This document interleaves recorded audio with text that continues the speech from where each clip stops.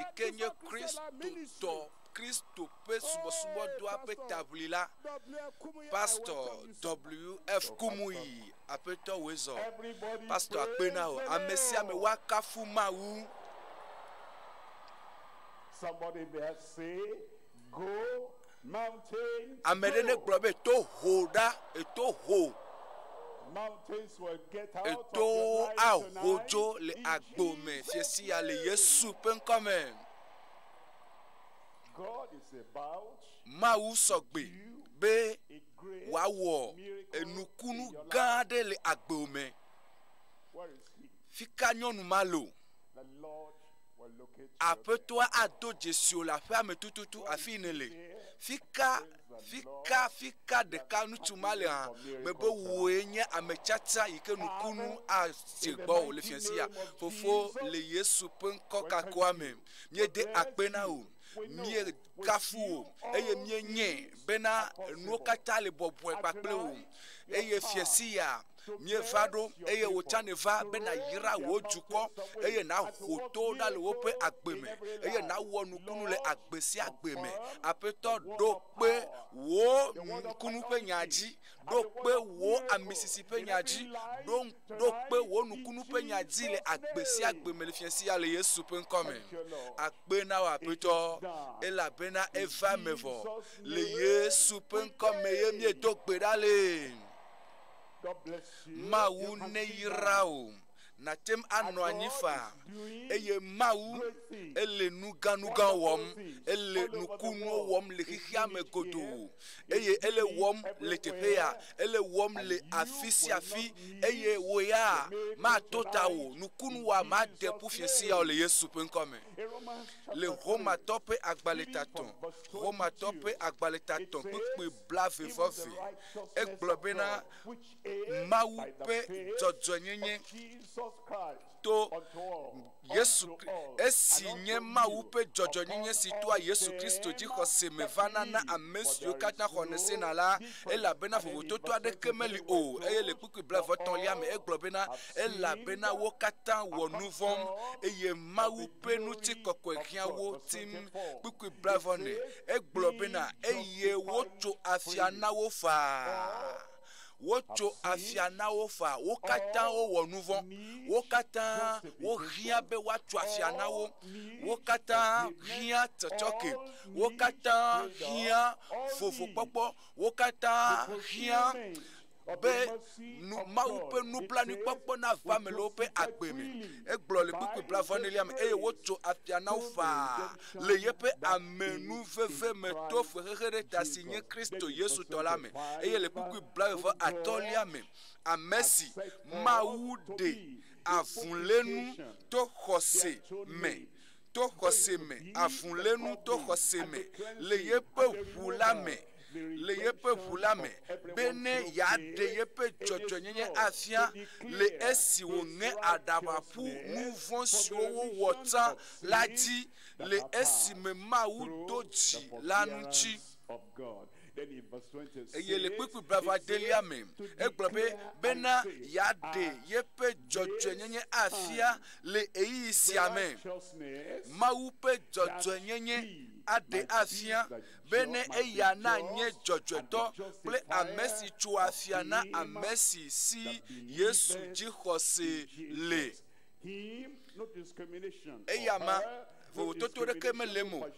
vovototo amenku me popo de kemelemo amesiame ike ho Yesu Kristo jisi eye esinele toji le fiesia eye ne so woji ple wo kose so do apeto Yesu Kristo ji chochoke vado na ovo vovo pokpo swasi ovo eye yepe nugbedodo pe me vava mawu pe nugbedodo ima dokpo nu pe me vava ava me la gbo me le fiensi ya le Yesu pe nkome donc kweti mie le tepea mie le toji eye mie le dodo ya wom eye mie le mawu nu so katato mawu ikete wona nu kata mie le nu pomcho mawu nti mie ho mawu jise eye mie so mia pe Dzixɔse ple mia pe kakare ji so do mawu ji eye eye eyama yenye mawu yike tem wa nuo kata nuteto kata pe mawu ye eye fiensi ya mejibe ma ponu nami tso nutete vevie towo alo gomedo pepe nutete vevie towo eyo le vevie eyo nye vevie towo na agbe na amesia mepe agbe nutete vevie towo le Christo Dzixɔse me eye nuto ye mi akpɔ fiensi ya enu gbato ye nye tsɔtsɔke na nuvɔwo katã alo nuvɔwo katã pe tsɔtsɔke to dzimetɔtrɔ me tsɔtsɔkea enye nuvevietɔ na mawu nuvevietɔ na wo hã eye nuvevietɔ na wo ƒome nuvevietɔ na amegbetɔ ƒomea eye tsɔtsɔke ele vevie na ame sia me tsɔtsɔke woatsɔ nuvɔwo katã ake wo to dzimetɔtrɔ to Dzixɔse me eye Evelia ye nye vovokpɔkpɔ alo katutu ele vevie ŋutɔ eye esia nye mɔnukpɔkpɔ gãtɔ bena mawu ate ma tu ka o mawu atu ka o tso nuvɔ yiwo katã ne wɔ pe me tso nuwo katã me nuvɔ yiwo ne wɔ kpɔ bena kpɔ vovo tso dɔlélewo katã kpakple vevesesewo katã si me fiesi ya ne kpɔ vovo vovokpɔkpɔ tso dɔlélewo katã kpakple dɔyɔyɔ to xɔse me dɔyɔyɔ nakpɔ dɔyɔyɔ nakpɔ hayahaya wo nutilã akpɔ hayahaya agbe age ɖe me o eye lãmesẽ age ɖe me o dzidzɔkpɔkpɔ age ɖe me o eye wo ƒome akpɔ lãmesẽ enu yiwo katã ne bu agbe yeye enu yiwo bu na woa agatrɔ gbɔva na wo ke le Yesu ƒe ŋkɔ me eye enu tɔ̃lia esia ye nye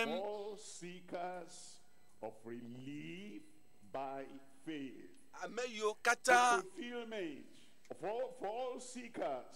eme vava na enudzilawo ne dzi be yakpɔ katutu nakpɔ vovo blibo tso enu sia nu yiwo katã sɔ fukpekpe he fukpekpe va dziwo ne dzi be yavo tso esi me enudzila vevietɔwo pe me vava alo enu yi dim ne lia ava me na wo to xɔse me enu gbãtɔa ye nye tsɔtsɔke tso nuvɔwo katã me nuvɔ nenie mawu atsɔ ke fiesi ya o mebe nuvɔ woawoa wo dometɔ nenie mawu atsɔ ke wo katã eyiwo katã ne wɔ le manyamanya me kpakple eyiwo katã ne wɔ ne ɖoe wɔ kpakple eyiwo katã ne wɔ elabena ame mamlɛwo le wɔm ta ye wotsã le wɔe eye eyiwo ne wɔ le mɔ tɔxɛ ɖe dzi menye amewo katã tɔ ye o la mawu atsɔ nuvɔwo katã ake wo mexɔse be nado ɣli sesẽ be amen le aƒea me tsɔtsɔke tso nuvɔwo katã pe tsɔtsɔke le dzimetɔtrɔ to xɔse me megbe dɔwɔwɔwo tatɔ̃ kpukpui blatɔ mawu mia fofowo ƒe mawu fɔ Yesu Kristo de tsitre si ke miawo mi he ɖe ati ŋuti miawoe meke nye ame mawo gbã ye nye Yudatɔ yiwo klã Yesu Kristo ɖe ati ŋuti ye owui eye miawo miewui eye miehe ɖe ati ŋuti mia fofowo ƒe mawu la fɔ Yesu Kristo ɖe tsitre eye ame gbãtɔa ye nye Yudatɔ yi ke he ɖe ati ŋuti eye Evelia ye nye nye kpakpli wo ne ɖe woe mewɔ nu vɔ̃ la anye ne Kristo ma yi ɖe ati ŋuti o ne ɖe mewɔ nu vɔ̃ ɖiwoa anye ne Kristo maku o miaƒe nu vɔ̃woe he ɖe ati ŋuti wo tomaɖomaɖowoe he ɖe ati ŋuti eye miaƒe vodada ƒe dzɔdzɔme miaƒe agɔdzedze le mawu ŋuti ƒe agbea ye he ɖe ati ŋuti Yesu ku be wo ya magaku o Yesu wokle ɖe ati ŋuti bena wo ya womagabu fɔ wo o Yesu edro nu vɔ̃wo ƒe agba eye wo nu vɔ̃wo ƒe tohehe wo nu vɔ̃ ƒe agba ƒe kpekpeme wo nu vɔ̃ ɖiwo ƒe metsɔnuwo Yesu dro kata do ento do kwiti le wo nouveau taye nouveau wo rede atinti nouveau wo ekle de atinti amesike miawo mi rede atinuti pipi platon for de kelia amesia mawudo deji mawudo deji le yepenu dusi me abe plola kola ene pena wana jimetotro kple nouveau pe keke Israël menyibe wow Christo meibe Christo gbakple nyagbondila bubuade olo fois Christo de kape Christo de ka honko ye kwenye chochoke pe josope Yesu Christo yenye de papa pe josope Yesu Christo ye mawudo deji ne mikwa ne ameade wodo amegbeto deji amegbeto wodo Amerika deji eye emegbe Kristo mawuya edo deji amegbeto yike amegbeto do deji ya yepe achekpakpa medeji ode vola dolao do amere deji ye mawunto do amere deji dolao pe amegbeto koko deji alo dolao pe amere koko deji ya me comme c'est de kemele nchio alo subo alo soleme ye koko amere deji ye mawu jipo pe mawu edo amere deji edo Yesu deji ameike subo soleme wa do deji ye soleme alo wo soleme alo wa globe jude me vio pe subo wo pe church me dinare ko pe me de kemele si sokple mawu pe amedodo de tio mawu do Kristo de ji be wanye wodela mebere mawu do Kristo de ji be Kristo na nye wodela globe amen e globe amesia mawu do de ji le yepenu dusi me abe kplola e do de ji le yepenu dusi me be wanye wo kplola kple wo hola bosiada bene wana jimetotro kple nouveau pe keke Israël eye azon le bobe na tro le tiome eye wa tuka wo susu eye demona wo susu eye na globena nye nouveau we clan Kristo de atinchi nouveau nyowe ponude le atinchi eye gbokokoko age vevese va etiome eye na seveve eye na trocho nouveau wome eye emegbe gbokokoko akplochiwo gbokokoko eja wele fiesi yalo eja kplo so ide fofo jipo vitola gbo eye na lon nava ma titre de gbokokoko pe ameyoyo nti o ma titre de gbokokoko pe amepoplo nuti o gbokokoko be ya kplo so ide ma fofo la gbo amagbe o e la bena ma wu do Kristo deji edu deji bena wanyemia pe de la ne wanyemia pe plola eye wanami chochoke gbakple jime totro cho nouveau me eye fiesi ya esine va apeto agbo to Yesu Kristo jia acho nouveau okatake o atutu nouveau kata yo ne wokpo la gbo me atutu ken minami akpo do wo tawi andre makli pupi Platon le do wo tawi andre pupi minami akpo pupi Platon lia eglobena le eye eyi ome nyanu ola mawunge adaba fuchi eyi ome nyanu o mawu ne adaba fuchi egomede denesia Yesu eyi de atiso kanuti eye emegbe esi wokpa amokata eye wokpa ameyole afia gbakple ameyole afimera ekpo amo le eyi mame eye ekpo le alega poposia hame eye wono gbedonda globena fofo twekeo elabena omenya nusi womu ole o nyatima be omenyewa egome nyi be na mienye enu manya towo mi me se gome enu iwo miele mi me se gome eye mi me se gome bena enu yo kata wo doa emiena eye wo china eye ovatena ku eye mi menye bena enu nyati gbegle afode de vondi yike famiele la ava we bena mi ava reto mi ava poto le mavo mu mi menye o eye Yesu klo bena tweke wo ela bena omenya enu si wo mu ole o eye eklo eye aklo mu ole tepe abe eye si omenya nu ola maunge adabapuchi enu yo kata ne wo va itade menya ye pepepe mu menya ye pe mechonu menya nu ike wa heva jiwo menya enu idomnelea menya nu ike wa va mie kaka avana avanya nu ike wa va cheku na wo po me papele ameyo po hrawo eye enu yo kata ne fwa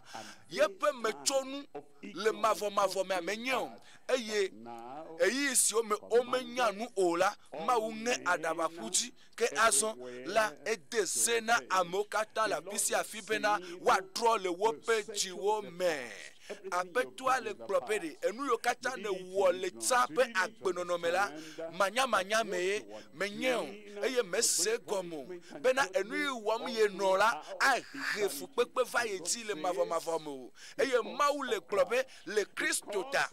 maule klope le amei medo de jita maule klope amei ke wanye hola wanye de la wa eya ta ma twe akewu klope amen maule klope le kristota la mange adaba fuwo katanchi enu yo kata ne wotava ya mange adaba fueji vo azon ele desena amekpeto kata la pisi afibe ele be wa tro le wope jime egon be na tro megbeto nuvon o eye na klobe ta me wele manya me nye maga yeji le manya me ko me tro me wonu von dima le nu manya me taye eye nye matem agano nu manya me ko apeto me tro jime nye menye town be nu yo wo me notala be wawe Kristo yire atiso kanchi Kristo yikenye maupete nufide ka yewo vai kla Kristo de atintio azola menye eye metro megbe maule sedem ele sedem azon edesena amokata la fisi afibena wanka be wa trole wo pe jiome blese sire wa trole wo pe jiome blona me la haoji benade maule sedem na mi be mia trole mia pe jiome ebe mia wanka ha be mia trole mia pe jiome lele wa kele fiasia eye ne le wea chochoke avana o le de popo avana o agbeyeye aswasi o nusenye ye agede me o eye maupa men be agede agbo mele Yesu pen come fifiade nous qu'elle va femme ne y metro jimo nous qu'elle va femme ne y pe me potole agbe no ho kwa no mo menye be nous vonyowe kla Kristo de atinuti fifia e menye fo nous qu'elle va femme ne y metro jimo minami akpokpo ku blaton for de kelia e la bena edo Ŋkeke e desena me kuto kata la fisi afibena elebe wa trojime nous kanucho e la bena edo Ŋkeke si ji wo le wonu droge hihia me godo le jojo nyenyenu to nu chuade si wodo di a dro wonu amesia mele hihia me e la bena le wope nu vonta ela bo o metro le wope jimo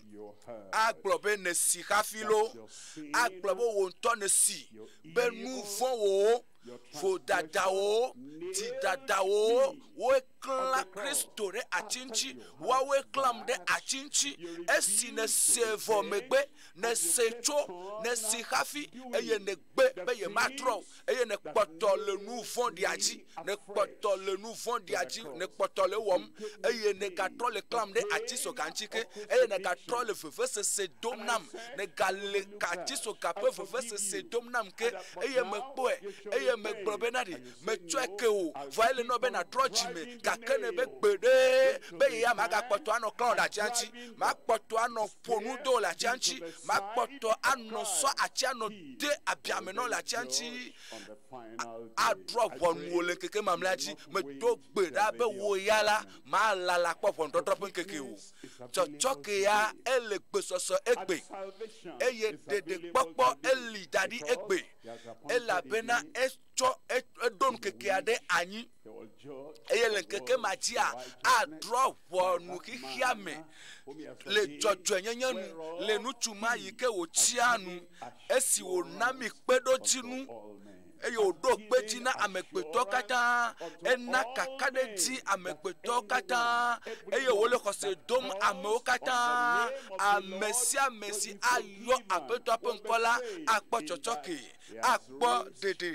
eye wole kose dom ameo kata le esi wo fu ede chitrecho amekuku odome wakafu mawu ela bena dede popo va do na wo egbe kafu na mawu ela bena chochoke va do gbo egbe nous voyons katane wokbo le agbo me amawu atutu wokata jo eye nu bu poade le kepe ya enu gbatu amie ponu cho chochoke nchi eye Evelia ya ponu cho fofo popo nchi fofo popo katutu cho dolele okata dolele neni me mauja tu ka ocho le gbe ha mebere dolele neni me mauja tu ka ole dolele alofu wa me aloto wa wa eto neni e kaka neni la gbo meye mau atem adole megbe o dolele o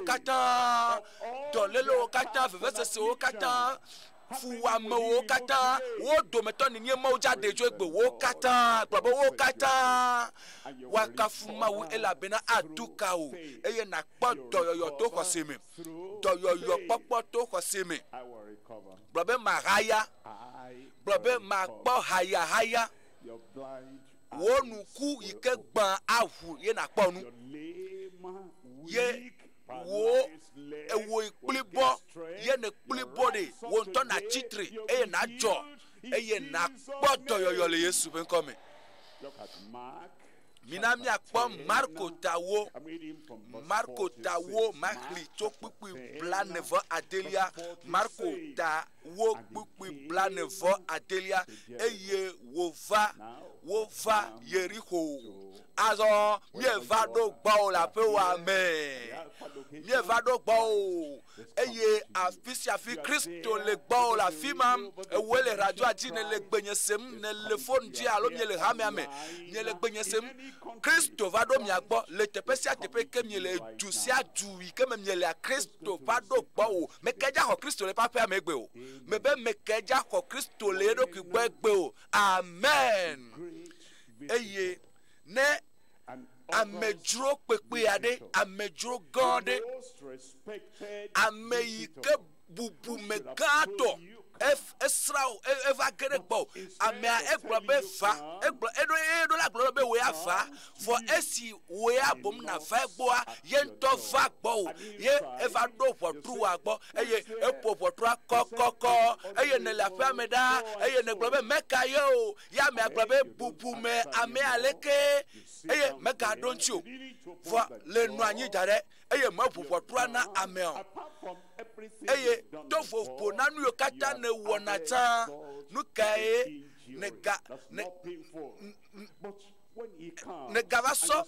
esi ne vanebe amiava ne globedare mekale fotruagbo eye amiaglobe enye bubu me amialekeleke eye kabakaba ne chite kpla eye ne fa fotruane eye ne doja na amema yayira pepere agragbo me azo ne Kristo yikenye bubume ope bubume yikenye ame oto de jikakakaka eye ame yike wo jesi le jipo kle anyigba eye Yesu ma va do gbo ele popotruwa ebe kokoko eye donko ejilo de la wayema doyo la wayema katu la wayenye Yesu eye de ame yike nana de popo yema eva do potruwa nu eye popotruwa kokoko eye ne ma pu potruwa ne eye ne me ko Yesu give him a painful blow eye because ne you do are fe not going vese to sene open the ela be door. me va bubo toa ne o Going to be the consequence of that. es He will eme say, tsonua on the final day, ele gblɔbe I came to le you. Ŋkeke mamlɛ I to want to adzia offer you forgiveness and agblɔ no be me freedom. va gbɔ kafi tso And yet, me be mana o tsɔtsɔke kple ɖeɖekpɔkpɔ gake me va ƒoƒɔtoa na wa me ƒoƒɔtoa na mo told me to ne go nyam away. ne do ŋkpem le be heira The judge eye azɔ le ŋkeke ma dzia anye Yesu nye ʋɔnudrɔla eye ʋɔnudɔdrɔa eteƒe ma bɔbɔ o exalted one, gake the Yesu yi honored ke wodo one, ɖe dzi and the bobobo most ame yi ke nye recognized in bubu me heaven ame yi and wo on dze earth, si and the le dziƒo kple mighty anyigba powerful one. ŋusẽtɔ His name kalẽtɔ is yeƒe ŋkɔ ye nye Yesu Touch your door, eye and he ele wants to ƒo give you ʋɔtru wo your edzi be freedom yana wo from katutu all tso sicknesses. dɔlélewo katã si me eye ne le ʋu ʋɔtrua ne ne de bubue ŋutia dziƒo ƒe yayra age ɖe agbo me Verse 40 says, kpikpui blanevɔ adelia eye wòva Yericho and as he eye went esi out wòdogo tso Yericho with his kple disciples, yeƒe nusrɔ̃lawo kple a great ameha number gã la of people, blind Bartimeo Bartimaeus, the son Timeovi of Timaeus, sat si nye by the nubiala wayside, nuku agbatɔ la blind. nuku agbatɔ Blind nuku physically. gbanɛ He was le blind nukuvi spiritually. gbanɛ He was le gota blind eye nuku professionally. gbanɛ le He was gbɔgbɔme blind in edɔwɔƒe every way. akpadza He nuku couldn't see. gbanɛ He couldn't nuku see gbanɛ le the mɔɖekpekpe future. dzi He matem couldn't see akpɔ his yeƒe tsɔmo blessing. He matem couldn't akpɔ see yeƒe the yayirawo protection of matem the akpɔ Lord. Mawu And ƒe he couldn't yayirawo see what matem other akpɔ people Mawu really ƒe was nunanawo seeing. eye matem And they akpɔ were nu yi ke told wɔm in amewo le verse ŋuti godo 47, eye wogblɔ na mi le kpukpui blanevɔ adrelia me kpukpui blanevɔ adrelia eye esi wose bena Yesu Nazaretitɔ la Yesu Nazaretitɔ la ye la ede asi ɣli dodo me le gbɔgblɔm bena Yesu David vi la kpɔ nye nublanui Mercy has come. nublanuikpɔkpɔ va ɖo na wo Have mercy Yesu on me. kpɔ ye nublanui me be nublanuikpɔkpɔ va ɖo vɔ The people that minya have ame yiwo ku xi nɔ wo dzi eye wova dudoƒo mɔnyakaka gã yiwo leke tɔgbe eye wokpɔ gatutu ɖe wova le dzena ƒe akpadzi wole gblɔ be Mawu ame aleke nye ame nye eye nye ame nyui ɖe menye ame yi ke nana nu amewo eye medena sɔleme nyuie eye le ame yi kume menye ta le enu yi mewɔ ta le nye dzena ta bubu me yi ke menye ta Mawu mehia katutu dziƒo akpɔ afi bubu ɖe ne ɖo ŋkue dzia alo ɖe me ɖo ŋkue dzi wa wo katã woe wɔ nu vɔ̃m wo katã ame nyuiwo ame yiwo nana nu amewo ame yiwo nye sɔlemedelawo ŋutsu kple nyɔnuwo wo katã wowɔ nu vɔ̃ eye dzena ɖeke mele mía ŋuti o enu yiwo katã ko míatem abia ye nye Mawu ƒe nublanuikpɔkpɔ eye ŋutsu ya do dzesi eye wogblɔ be kpɔ nye nublanui eye esi ne va le fiasi ya eye meɖo dzi ɖe wo ŋutɔ wo dzenawo dzi o alo meɖo dzi ɖe nu yi ke mewɔ ŋuti o alo meɖo dzi ɖe afi yiwo me yi alo nu yiwo mewɔ alo ame yiwo ŋuti mekpe ɖo meɖo dzi ɖe nu ma ŋuti o vɔa ne va le Mawu ƒe nublanuikpɔkpɔ ŋutia aƒetɔ atu ka wo mina miakpɔ kpukpui blanevɔ enyilia le kpukpui blanevɔ enyilia me eye ame geɖewo blu ɖe ta bena woazi ɖoɖoe mekawoe nye ame mawo ame siwo wɔwo ya wozɔna le dzenadzo be he kpɔ ya ŋkue gba na wo medzɔ tsɔtsi ga o mena nuwoli o metsi nu dɔ kpɔ o netsi nu dɔ kpɔa meva ƒuƒoƒea me kpɔ o mi mekpɔ o le ƒuƒoƒe me kpɔ o meva na miaƒe hame o eye amesi ameyo le bubu wope jena o me tso wope nuvo ke o me kpo dede o eye nutsu yaya ejadamu wo eye egblɔ bena nyami susu be masi dodui ela bena nyeme jena me le ntsi nyo nya nyeme va le jena ntsi o nyeme va le ntsi o va nyame va le nublanu kpɔkpɔ nutsi ne va na nublanu kpɔkpɔ le fiasi ya me be nublanu kpɔkpɔ ye ntsi ne va ɖo eye aƒetɔ la atu ka o gake ega do wuli sesie wu ega do wuli ke edo wuli geɖe wu tsatɔ David vi la kpɔ nye nublanui metrɔ yebe gbedodo ɖa o metrɔ yebe nuwɔna o bena olelem obe masi ɖoɖui elabena dzena ɖeke mele nutsi nyo ke togbɔ be nuku gbana ma dzena le nutsi nye togbɔ be nyeme le nu kpɔm o hã ele be elabena nutsua nukuvi gbanɛ eye bubu alo dzena ɖeke mele ŋuti o va enye bena togbɔ be nuku gbana o adika le dzi o adika le dzi o alo adika mele dzi o enye be ame sia ame o wɔ nu vɔ ame aɖeke dzena me le ŋuti o enu yiwo hiã na me kpetoa ye Mawu ƒe nublanu kpɔkpɔ eye woga do wuli sesie ke bena wo David vi la kpɔ ye nublanui eye nublanu kpɔkpɔ ƒe ŋkeke ava ɖo vɔ le kpukpui 49 me eye tete Yesu tɔ ɖe tsitrenu eva le ame siwo do dzesi bena yewo me dzena dɔ nyui ɖeke wɔwɔ gake Mawu ƒe nublanu kpɔkpɔ ɖeka pɛ koe ate ma na yewo ɖeɖe kpɔkpɔ le ema ta etɔ ɖe tsitre gblɔ bena miyɔe ɖa eye esi woyɔ nuku agbãtɔ la wogblɔ nɛ bena na wo di na dzeme titre ele yɔ wo eye le fiasi ya me va le gblɔm na wo bena na wo di ne dzeme lo wo ku xima wa Yesu akpɔ egbɔ na wo wo di ne dzeme wo fɔ bubua Yesu atsɔe dzo wo di ne dzeme wo dɔlelea Yesu aɖe ɖa le agbo dzi na wo di na dze eme tsitre ele yɔ o kpukpui blatɔn ke esi wo de yeƒe awu ʋlaya la etso hiã va Yesu gbɔ mikpɔma nuku gbagbãtɔ mawo egbeɖe wo dona awu tɔgbe ɖe ale gbegbe bena ne amewo kpɔ woagblɔ be o nuku agbãtɔ ya eye ne ova yi nɔna teƒe ɖe mi kpɔa egbea ne be ame aɖe ele mɔdzi vevietɔ le ezame eye edo enudodo ɖe tɔgbe eye ne eʋu gbɔna eye eʋu ƒe dzoa esi ɖe edzia enu yi ke woate ma gblɔa yenye be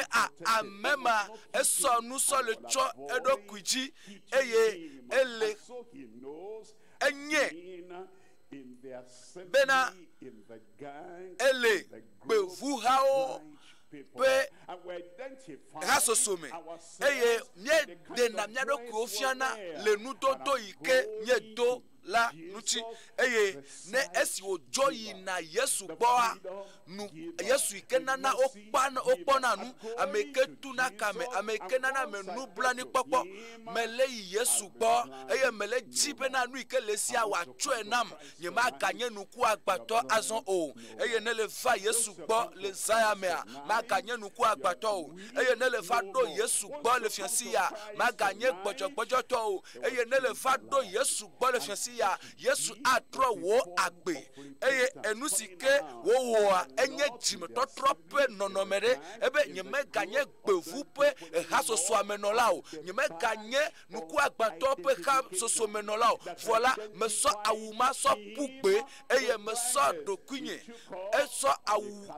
awu ma yi ke de ne fiana abe nuku agbãtɔ enea etsɔe pugbe nu vɔ ƒe awu yi ke wɔ be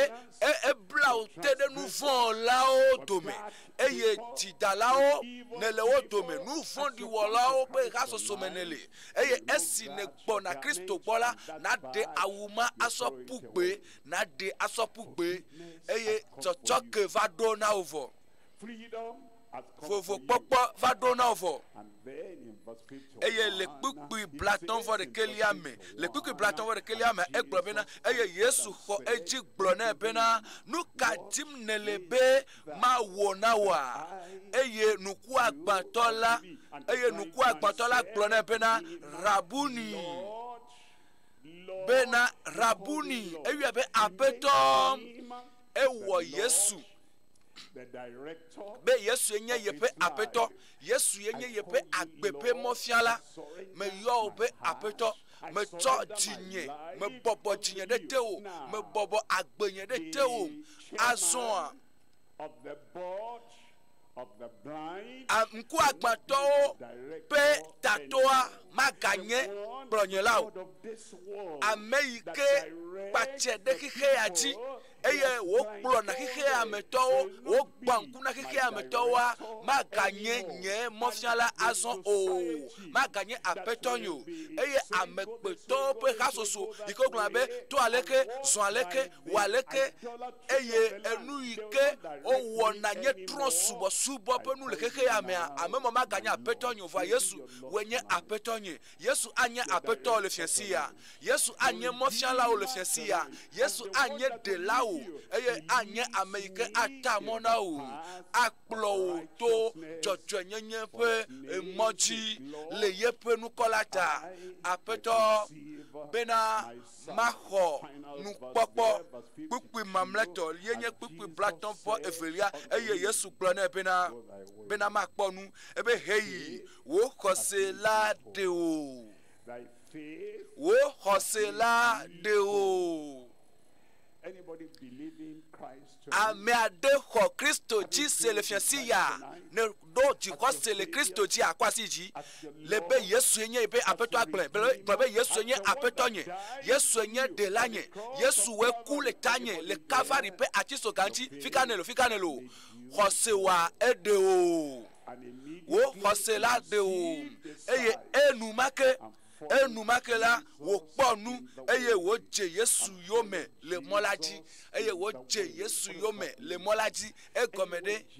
afi sia afi yi ke Kristo yina ekplɔ Kristo ɖo le mɔa dzi eye Yesu metɔ vivitsime ƒe mɔ ta la ye tsa matɔ vivitsime ƒe mɔ o Yesu mezɔ yina le ahanunu ƒe mɔ dzi o Yesu ava kplɔe sɔ yi ɖe ahanunu mea awo Yesu mesɔ dzidalawo ƒe mɔ yina o Yesu mezɔ le vodalawo ƒe mɔ dzi o vɔa ekplɔ Yesu ɖo le mɔa dzi vɔa Yesu Kristoa ele yenye mɔ la yenye nyateƒe la gbagble agbe la eye edze Yesu yome azɔ le dzɔdzɔnyenye ƒe mɔ dzi le agbe mavɔ ƒe mɔ dzi edze Yesu yome le emɔa dzi esi ne tsɔ agbo na aƒetɔ Yesu Kristoa azɔ la na dze Yesu yome le mɔ la dzi gblɔ be ma dze Yesu yome tɔtrɔ meli o xixia mea etsi megbe dome nam tɔtrɔ meli o nu fɔnye yiwo katã mewɔ tsã woawoe klã Kristo ɖe atisoga ŋuti le Kalvari eye dzimetɔtrɔ ye le ŋkɔ nam ye tɔtrɔ meli o kafukafu na Mawu fiasi ya enye wo fiasi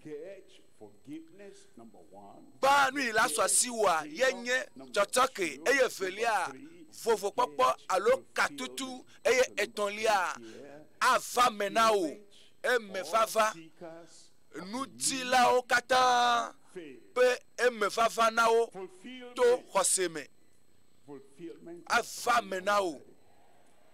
ava me na wo esi nenɔtɔ dzi etsɔ yi va yi eye nye se mawunya eye agbe be mawunya agbenya eva ame sia ame gbɔ eye ŋutsu aɖe ele kaka dzidzi pe le Amerika eye kafi ne wòage ɖe ʋɔnudrɔƒe edza yi ɖe ʋɔnudrɔƒe eye míaƒe gaƒoƒowo woto vovo esime fiesi ɖo le teƒe ya woawo ya wole ɣetrɔ gbɔ eye dɔkita ele Atlanta le Georgia eye kuxi ɖe enɔ edzi ma ɖe mɔ nɛ be ye ŋutɔ ne gblɔe nye ma gblɔe do ŋkɔ ye ŋutɔ ne va gblɔe nɔvi vitɔ va eye naɖi ɖase ne míase nu ka dzɔ na wo nu ka dzɔ ɖe dzi wo tsɔ va yi pɛ o etsɔ yi va yi o kafu na Mawu nyo lo ŋkɔ nye ye nye vitɔ Amerika ƒe anyigba dzi ye me le eye dɔkita eme nye eƒe tɔnwo nye sia va yi mewɔ nyametsotso ɖe eye wotsɔ nya ɖe ŋuti nye le madzɔ teƒe eye ʋɔnudɔdrɔa eye edzi bena menye hlɔ̃dola le me edɔ ege le alɔme nam ŋɖekpekpe ege eye mesɔ nye nyawo sɔ na Mawu eye metrɔ dzime eye meʋu nye nu vɔ̃wo me eye mele dzi aƒetɔa ƒe ŋkume bena ne kpɔ nublanui nam eye le tsɔtsi menɔ gbe dom ɖa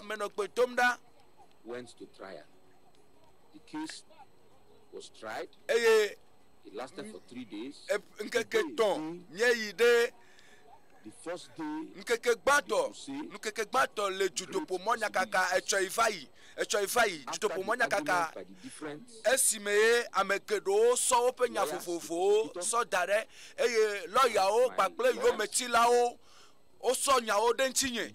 kpakple lɔya nyea wo dome ame 12 woyi ɖe xɔ me bena woava yi woaso kodzoa mamlɛtɔ eye nye kple nɔvi nye míenɔ dzu eye meyi ɖe eʋua gbɔ be míele tsimɔ ƒe ŋkume mele do gbe ɖa eye esime míenɔ gbe dom ɖa le Minnesota le esime dzudoƒo mɔnyakaka enɔ dzi yim nɔvi nye etso UK ele London eye esɔ dzudoƒo mɔnyakaka ƒe link sɔ ɖo ɖam bena Pasteur Kumuyi enɔ dzudoƒo mɔnyakaka wɔm eye esime mɔnya nɔ dzi yim a kpata zi ɖeka wo Togo le woƒe exɔ me eye wodza va ɖɔn ɖe ɖo wotrɔ gbɔ va eye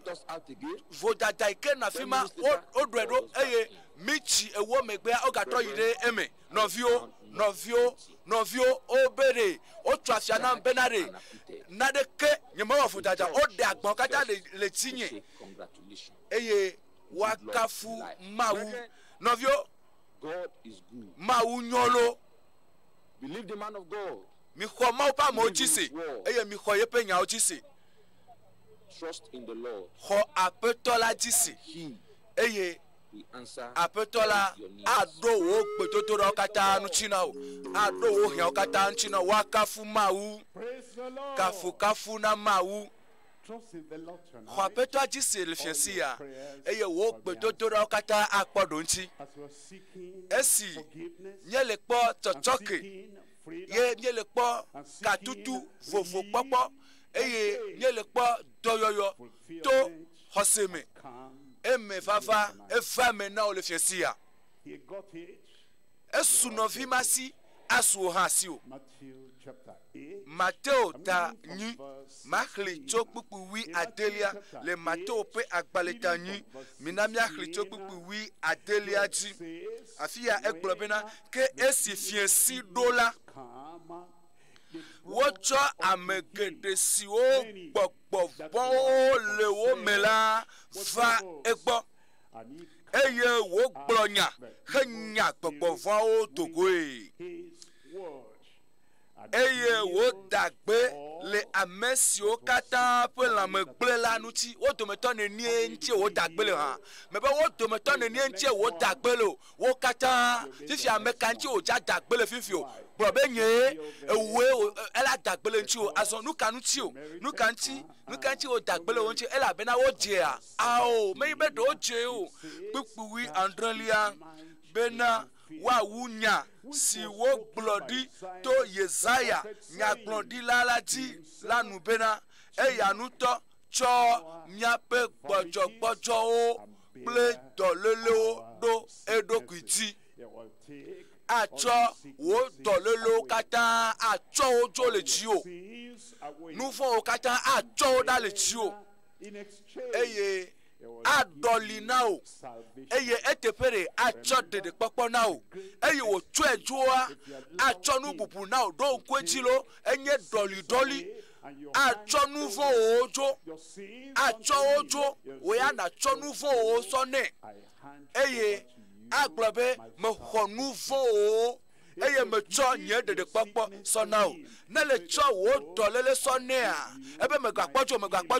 matsɔ nye dɔyɔyɔ sɔ na wo lãmesese eye matsɔ na wo eye fuwame yiwo katã le agbowo me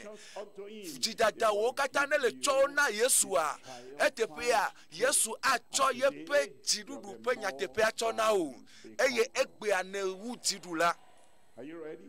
Dene sɔgbea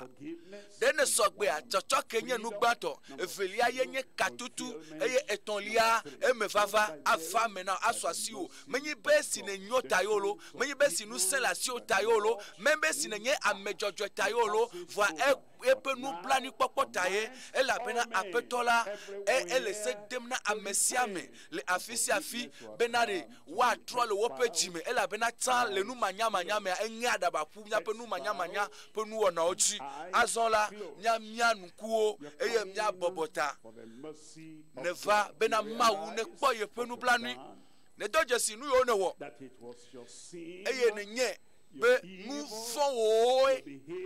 agbevlo yiwo ne nɔa nu baɖabaɖa yiwo ne wɔ woawoe klã Yesu ɖe ati ŋuti eye azɔ aƒetɔ le gblɔm mele dzi be matsɔe ke wo mele dzi be enu vɔ̃ yiwo katã ne wɔa matsɔ katã ke wo eye Biblia gblɔ be ame sia ame yi ke ayɔ aƒetɔa ƒe ŋkɔ la akpɔ ɖeɖe afi sia afi yi ke ne lea ɖeko nakɔ asi dzi ne gblɔ be o mele dzi be ne kpɔ nublanui nam ye mele dzi bena ɖe ne tsɔ nu vɔ̃ nyewo sɔ kem mele dzi Mawu ƒe tsɔtsɔke afi sia afi yi ke ne lea kɔ asiwo yi dzi wo ŋutɔ ne nye bena nyemedze o nu vɔ̃ wɔla ye menye nu vɔ̃ wɔla vlui ame vɔ̃ɖi ye menye Biblia gblɔ be wo katã wɔ nu vɔ̃ eye Mawu ƒe ŋutikɔkɔe hã wo tim eye Mawu ƒe nublanuikpɔkpɔ dim ne lea kɔ asi dzi woakafu Mawu kpɔ le afi ke ne lea Mawu kpɔ o ekpɔ o eye aƒetɔa etsɔe ke o nu vɔ̃ yiwo katã ne wɔ kpɔ etsɔ katã ke o le Yesu ƒe ŋkɔ me ke esi ne kɔ asi dzia tafla atsi afi ne lea tsitre aƒeme ne lea xɔme ne lea kɔdzie ne lea afi sia afi ne le prison ya ne le afi sia afi yi ke ne le radio gbɔ ya ne le tsɔtsi kpa mea ye ne ŋutɔ ne do dzesi bena ɖe mehia yeƒe nublanuikpɔkpɔ ye ne kɔ asiwoe dzia tsitre ne le dzi tsɔtsɔke ne le dzi ɖeɖekpɔkpɔ ame sia ame ke ayɔ aƒetɔa ƒe ŋkɔ la akpɔ ɖeɖe trɔ le nu vɔ̃ ma yome do gbe ɖa nagblɔ aƒetɔ tɔ nye medzɔ o aƒetɔ tɔ nye medzɔ o aƒetɔ me va be nanam ɖeɖekpɔkpɔ eye nanam tsɔtsɔke kpakple wò nublanuikpɔkpɔ kpɔtɔ nɔ tsitrenu eye asiwo ne nɔ dzi ma do gbe ɖa le tawò fofo le Yesu ƒe ŋkɔ kako la me akpe na aƒetɔ fofo bena ne dɔ Yesu Kristo ɖo ɖa be Yesu na nye míaƒe ɖela kpakple míaƒe aƒetɔ eye míenye bena enu yiwo katã wòwɔ le Kavaria ewɔe le ame yiwo katã tsitre fifi ame yiwo katã kɔ woƒe asi dzi yiwo le dzi tsɔtsɔke kpakple ɖeɖekpɔkpɔ wo le dzi wò nublanuikpɔkpɔ wo amenuveve ta la tsɔe ke wo katã le Yesu ƒe ŋkɔ me. Medo gbe ɖa bena Mawu ƒe gbɔgbɔ ne ɖi ɖase na wo gbɔgbɔ le edoi ke Kristo wo le atiso ganchita gbọgbọkọkọ ne dida se na bena ma fofo la tweke o tsonu fun o kata joe wo fo bubua o dejo to keke mavo ike afati wa o tso kata joe eye le yepe nya pe gbọgbọlọ nu o tweke o ne kpɔ dede eye dede kpɔkpɔ pe dzidzɔ kpɔkpɔ gbɔgbɔkɔkɔ ne tsɔe na fifi la akpe na wo aƒetɔ le tsɔtsɔke la ta aƒetɔ akpe na wo le vovo kpɔkpɔ la ta aƒetɔ akpe na wo le dede kpɔkpɔ sia ta le Yesu ƒe ŋkɔ sesẽ la me ye mie do gbe ɖa le. Megakpɔ nanyi o, megakpɔ nɔ anyi o. Mawu ƒe amenuveve mɔ ƒe nublanuikpɔkpɔa ede gbɔ o. Ne kpɔ dede eye dede kpɔkpɔ sɔ asi o. Ame aɖeke mele gbɔ le afi ma vɔ wo ŋutɔ ne nya be nu yi ne wɔa etso dzime na ye. Ye Mawu tsa nya, dziƒo tsa do dzesi, dziƒo tsa nye. Eye esi dede kpɔkpɔ ya sɔ asi o ta, enu yi nasɔ ɖo kpe dzi azɔ nasɔ alɔme kaƒomɔvi wa. Eye naŋlɔ ŋkɔ o gbakple kaƒomɔ dzesi wa gbakple ekɔ yi me ne lia naŋlɔe atsɔ ɖo ɖa asɔ message asɔ ɖo ɖa blasieke vɔtɔn blasieke vɔtɔn naɖeke o kple ne blatɔn vɔnyi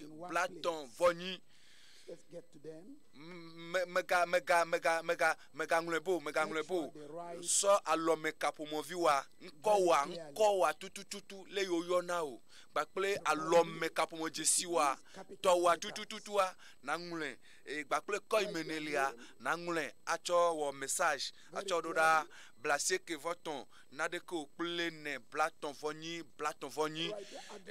dzesi afɔɖeɖe yi ke ne wɔ fifia nye afɔɖeɖe vevie tɔwu yi ke hia na amegbetɔ awɔ le yiƒe agbe me eye akpe na Mawu elabena wo ya ne ŋkuwo ƒu eye ne wɔ tsatsia ya eye tsatsia ya yi ke ne wɔ be woakpe ɖe ŋuti o bena woado gbe ɖa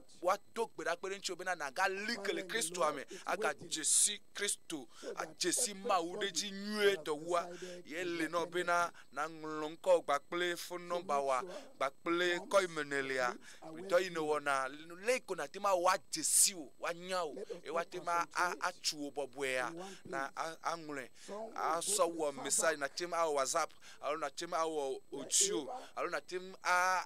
aŋlɔe abe message ene asɔ ɖo ɖa 93 04 38 38 alo blasieke vɔtɔn naɖeke kple ne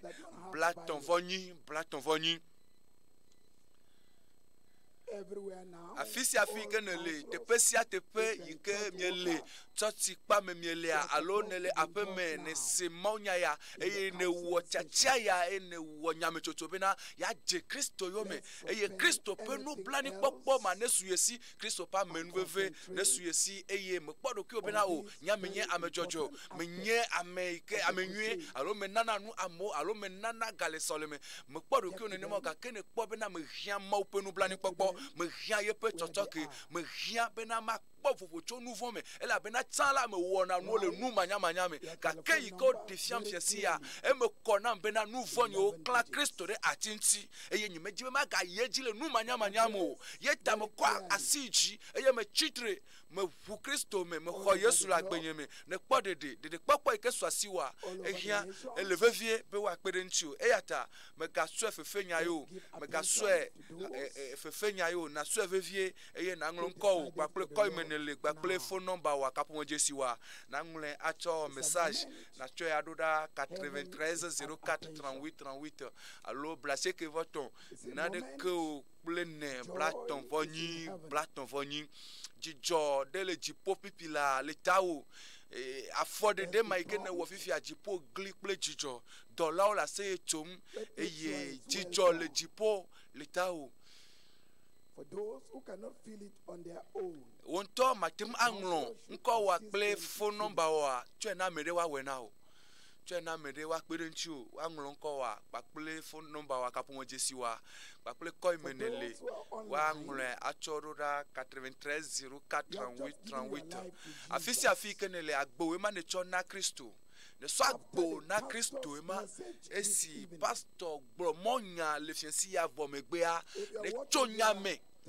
medemona me yozina meji amekula be 03 amekula be pa mega ona medemona amemao pe nyakpoklo alo penu wona na hemona wo kake ne kwasiji ple jibli bo be gbe a ma twa agbenye na Yesu po eye ne so agbo na Yesu eye ne hu Yesu me ye ma pa me ato gbe dale ta obifi ason ne zu mauvi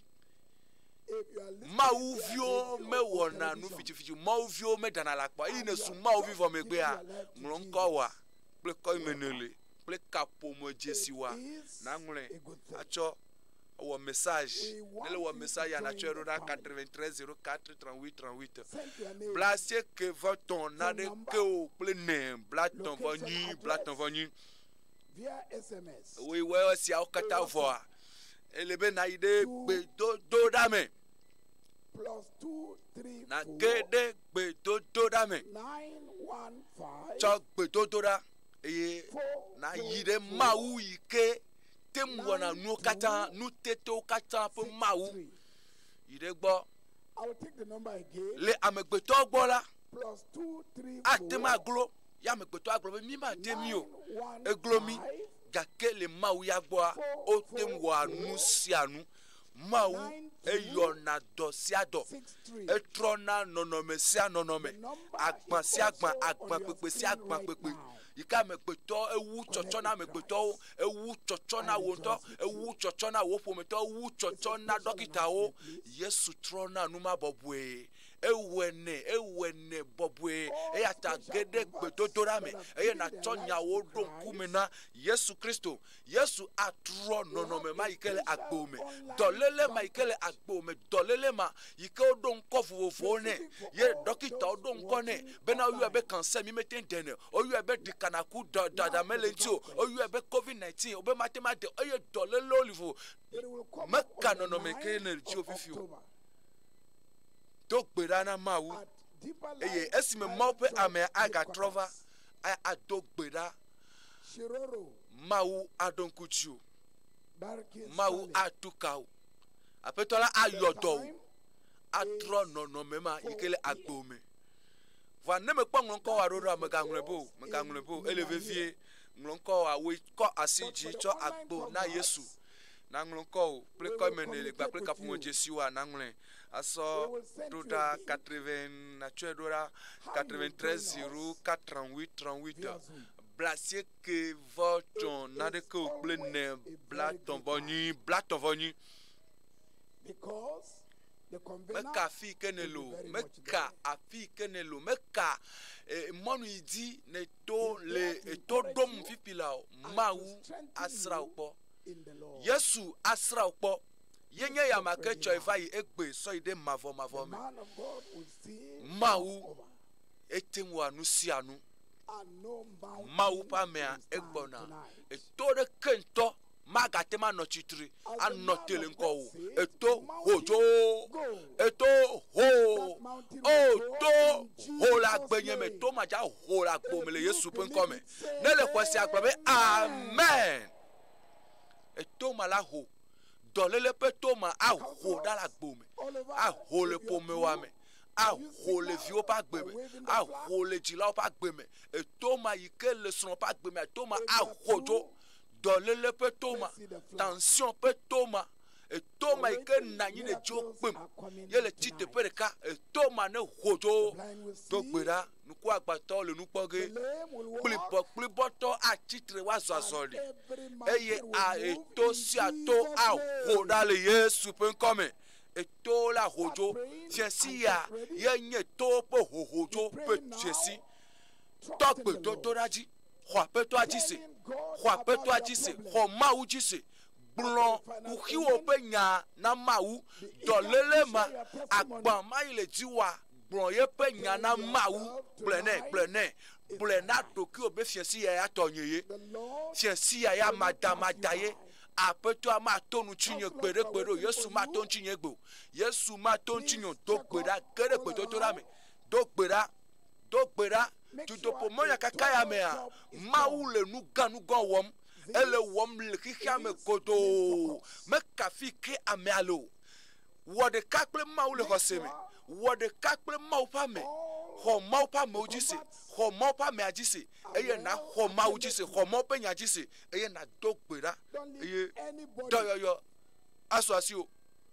ndodo aswasio donchi aswasio dogbera yire gbedo toraji dogbera tradi dogbeda plekose dogbeda plekose dogbeda plekose dogbera e apeto akasinuchu ayodo adro nonomea ahotomajo etua ahojo etua adeda be ready to receive your miracle. The God Sogbe of all possibilities sogbe ne na ho wonukunu ready for you. nu teto kata pe ma wa sogbe na olo e sogbe le nti o ele lalaom is very, ele very lalaom important. do gbeda nyele yi vevia de me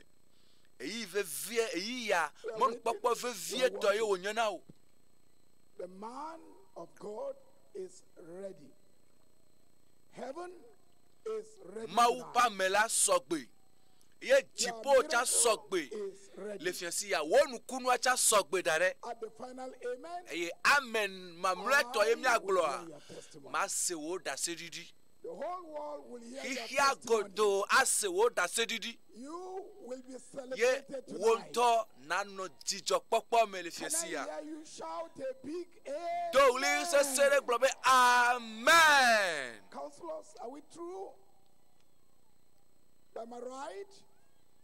gbedodo da le jim I see your no flag up gbedodo da me no gbedodo da in the ji middle chodo ki ono fian jipo by my extreme left. chodo ki ono fian mawu be nukunu wa ne do jesi te penele It's waiting for you. doyoyo wa ne do jesi la Your finele miracle is at hand. nukunu wa ela si chope sogbe Get ready. Get ready. sogbe eye na hwe Can I see sogbe enough eye the na flag hwe up? le agbome nukunu wa gbona nukunu wa le moji echo de gbo dogbera eye apetoa a In the kasinchu middle. Are we true? mo pa me agbona By my right. Are we true? If you are true, let me see you wave the flag up. mo pa me egbona After you finish, yes, I eye can see those ejava flags there. dogbera le tawo novi dogbera kuhima mewu mawo agbama le jiwa mekpe wu mawo As we mewu invite wowo to na the mawo podium, our Father bena in the wo na Lord, cho we welcome aso azoli pastor wezo Praise the Lord. kafu na mawu I said, praise mebe the Lord. kafu na mawu Your freedom, wo your katutu recovery, wo doyoyo healing, wo hayahaya miracle has now wo come. nukunwa evadovo Raise up that hand. ko asiti Lay the other hand eye where na you cho are velia excited. asi velia na cho ado afi ke veve sese alenao afi dolelia lenao Problem you mentioned the problem o yourself. awa me kele lala be yen la yo ku hiwa pen kwa aw wonto yue wonto gbon ku hia dolele kenejiwa wonto yuglo nutu agbobede mele jibe makponu nukunu ijimnele ya blone wonto blone blobe be ma honye doyoyo be nye afọ ikpulibori akpe ne do me maso asoli be na asinye ke jechia akpe ne do me be na akplolunya efo akploluwa ne jo be na nutetewa ne jo be na nukunuwa be na de matem achitre majokan be matem azo ne ma wo donyo re nukunu ma ne so asinye be na re tagbo ikele chakana ma be na ma gbo tusunye ne gbo katutu kuhire pepe kele ji odolele pepe kele ji wa ko asiji eye esi ma yo Yesu penko ye mi agbo amen mamleto wa nukunu wa va do vema Are you ready? dene sogbe a Father, fofo miede akpena ye mieyra wo nkɔ yede akpena wo elabe mienye be ne lɔn ame sia ame Kristo Yesu ewo neku le atiso ganuti be na demi be na tukami eye be na yɔ dɔdɔlele sia dɔlele le miaƒe nutsi la me eya ta aƒetɔ metsɔ ame sia ame tsɔ le ŋkuwo me ɖom lekeke anye dɔlele yi ke le woƒe agbe me dɔlele vevesese yi ke le woƒe lãmea ka asi wo nutsi na yɔ dɔ na wo le Yesu ƒe ŋkɔ me ame sia ame le teƒe sia teƒe le afi sia afi Mawu me pe dɔyɔyɔ pe nukunu pe nusia ne ge ɖe ame sia ame ƒe agbe me pipi la tukawo nawo ƒoƒokpɔkpɔ tukawo le vevesese ɖe kpekpe me na de dɔlele dɔmadamadawo na de ɖa le woƒe agbewo me eye dɔlele ƒe to dɔmadamada ƒe to yi ke va dze teƒe ma te eƒe geɖewo nye si ewo to me de se na ho ɖe afi ma le Yesu ƒe ŋkɔ me aƒetɔ me do gbe ɖa le ame sia ame eyiwo le to dzi eyiwo le radio gbɔ eyiwo le tsɔtsikpa me eyiwo le aƒe me eyiwo le kɔdzi wo katã teƒe sia teƒe ko le afi sia afi ko le dɔyɔyɔ ne dze wo pipi la gaɖeɖe ne su wo dometɔ ɖe sia ɖe si Mawu ƒe nukunu ƒe nu sia ne dze wo dzi pipi la aƒetɔ ɖo kpe dzi eva me le Yesu ƒe ŋkɔ me medo gbe ɖa le.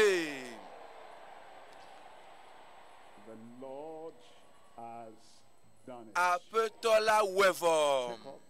do ɖokuiwo kpɔ do ɖokuiwo kpɔ do ɖokuiwo kpɔ ewɔe vɔ kansea edzo yɔmekpea edzo